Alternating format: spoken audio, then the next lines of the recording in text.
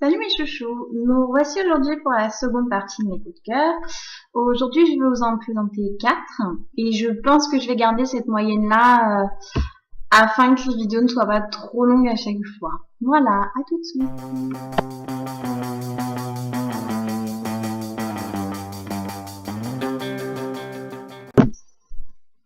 Si emménager dans un pays étranger est déjà une aventure, celle que s'apprête à vivre Julia va bouleverser sa vie, profondément, intensément, irrémédiablement. Ils existent, elle le sait. Mais si elle a passé sa vie à les imaginer, elle n'en avait jamais rencontré, jusqu'à aujourd'hui. Elle devrait les fuir, il devrait la haïr.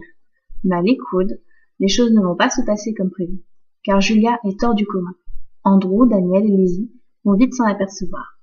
Entre désir, amour et rivalité, certains choix seront difficiles à faire et auront des conséquences aussi douloureuses qu'irréversibles. Jusqu'où Julia sera-t-elle prête à aller pour protéger les liens qui l'unissent à ceux qu'elle devrait craindre par-dessus tout, eux, des vampires. Alors, lien de son tome 1, pourquoi? Déjà, la couverture est super belle. Voilà, une fois qu'on connaît un peu le livre, on comprend pourquoi. Et ça, j'adore. Ensuite, voilà, il y a une histoire qui est super bien, elle est fluide, elle est bien écrite. J'avoue qu'une fois que j'ai commencé à le lire, j'ai pas réussi à le lâcher. Je crois bien, même si mon souvenir c'est bon son bon, que je l'ai lu en une journée ou deux à tout casser. Voilà, c'est une super lecture. Ensuite, ensuite il y a un triangle amoureux dedans. Et ça j'adore. C'est mon côté fleur bleue. Mais pas, voilà, c'est pas simple, pas du tout même. Voilà, il y a des non-dits, il y a des quiproquos. Quiproquos? Ouais, quiproquos.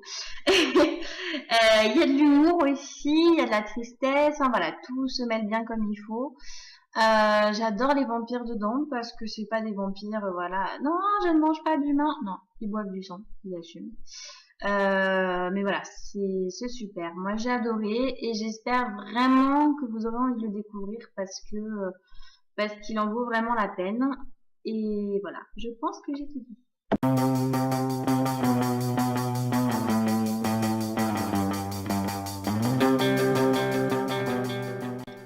Julia a tout sacrifié pour être avec celui qu'elle aime. La vie qu'elle a tant espérée devrait s'offrir à elle. Mais entre sentiment d'injustice et désir de revanche, certains seront prêts à tout pour obtenir ce qu'ils pensent leur être dû.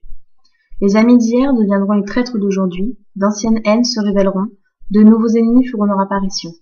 Et l'amour que l'on pensait acquis pourrait ployer sous le poids des rancœurs. Elle pensait avoir droit à sa part de bonheur, elle va se rendre compte que le pire reste à venir. Alors, le tome 2. Déjà, ce que vous devez savoir, c'est que ça a été un coup de cœur x10. Je sais pas si ça existe, mais en tout cas, c'est le cas, voilà. Il a clairement chamboulé mon cœur. Voilà, dans ce tome-là, j'ai pleuré, un truc de ouf. C'est rare quand je pleure devant un livre. Ça m'arrive, hein, mais c'est rare. Voilà. En gros, dans l'histoire, qui va être ennemi, qui va être ami, les gentils sont-ils vraiment gentils? Enfin voilà, il se passe plein de choses. J'avoue que elle met nos nerfs à rude épreuve pendant tout le long du livre. Voilà, on est pris dans le tourbillon de l'histoire. Moi, je l'ai lu qu'en une journée. Celui-là, je le sais, j'en suis sûre. Voilà, impossible de lâcher ma lecture et j'avoue que voilà, j'ai été pas mal énervée.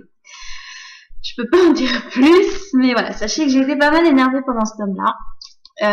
Parce qu'on n'a pas envie que ça finisse comme ça et en même temps, c'est ce qui apporte le côté où on ne s'y attend pas. Voilà, j'ai découvert une petite part de magie aussi qui m'a fait rêver. Voilà. Et puis voilà, que dire d'autre, mis à part que c'est vraiment des livres à lire. Et à ne pas louper et à aimer. Et voilà, l'auteur en elle-même est quelqu'un de super que j'adore, qui est voilà, proche de ses lecteurs. Enfin voilà, si vous avez la moindre question à lui poser, elle est là pour y répondre. Un peu comme tous les livres que je lis en fait en ce moment. Enfin, je sais pas. C'est des auteurs au top. Et voilà, je vous invite vraiment à découvrir son univers et j'espère que vous aimerez autant que moi j'ai pu l'aimer.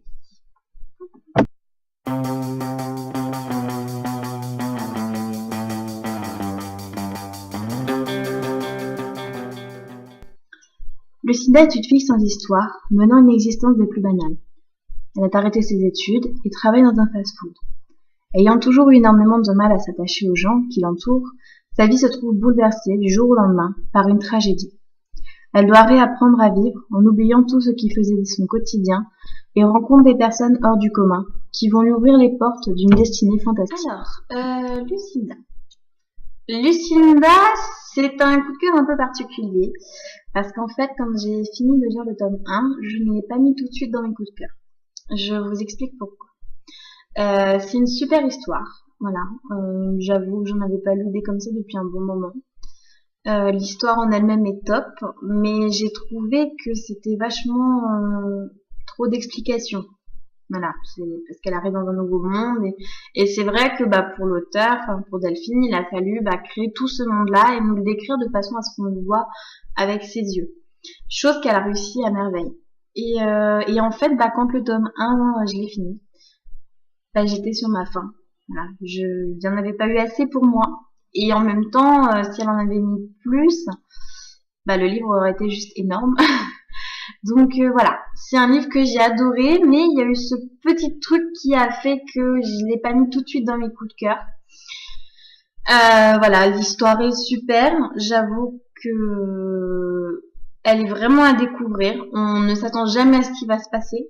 En même temps, comment s'y attendre. Et puis voilà.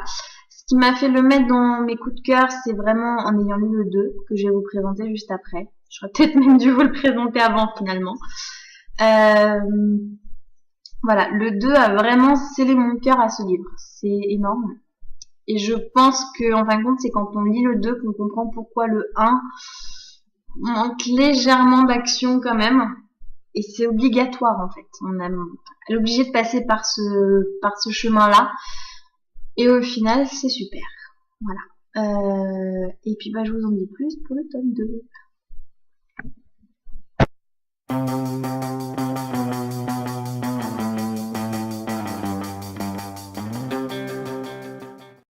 Lucinda aime jouer avec le feu. Après avoir été morte pendant une minute, elle peut remercier son matou préféré de l'avoir sauvée in extremis. Mais les épreuves ne font que commencer, et les semaines à venir ne vont pas être de tout repos. Profitant du retour de Jimmy et Lucy sur Terre pour l'enterrement de leur famille, la petite équipe sera entraînée dans une multitude d'événements incompréhensibles qui les emmèneront, sans qu'ils le sachent, dans une course contre la montre pour sauver le monde d'une catastrophe sans précédent. Mais comment secourir tout le monde quand ils ignorent même ce qu'il va se produire? Entre amour ou raison, vie ou mort, allié ou ennemi, Lucinda sera confrontée à plusieurs choix difficiles à prendre qui mettront sa vie en péril, des choix mortels. Alors, le tome 2. Déjà, une mention spéciale pour la couverture, qui est magnifique. J'avoue que la première était jolie, mais j'ai vraiment une préférence pour la deuxième, qui est à tomber. Voilà, les couleurs, tout, moi j'adore. Ensuite, l'histoire. Pourquoi je l'ai mis dans mes coups de cœur? Parce que l'histoire est juste super. Voilà, il y a du suspense, il y a de la tristesse, il y a un petit peu d'amour. Enfin voilà, il y a tout ce qu'il faut pour que ce soit au top dans mon cœur. C'est super bien écrit, il n'y a rien à dire. Et c'est vraiment une continuité du tome 1 qui est top. Voilà, il n'y a pas 10 ans en avant ou 10 ans en arrière. C'est vraiment la continuité parfaite. Par contre, la fin. Alors là, Delphine, je te déteste. Tu le sais, de toute façon, je te l'ai dit. C'est une fin trop sadique pour moi. Voilà. Ça ne peut pas s'arrêter comme ça, ce n'est pas possible. Donc, je suis pressée d'avoir le tome 3. Tu sais ce qu'il te reste à faire. Et voilà, j'espère vraiment que vous découvrirez cette saga parce que elle mérite d'être connue. Le tome 3 est en préparation, normalement. Non, je sais que l'auteur a d'abord un livre qu'elle voudrait finir, d'ailleurs que j'attends aussi avec impatience parce que j'ai eu la chance de pouvoir lire le premier chapitre et ça promet de sacrées choses.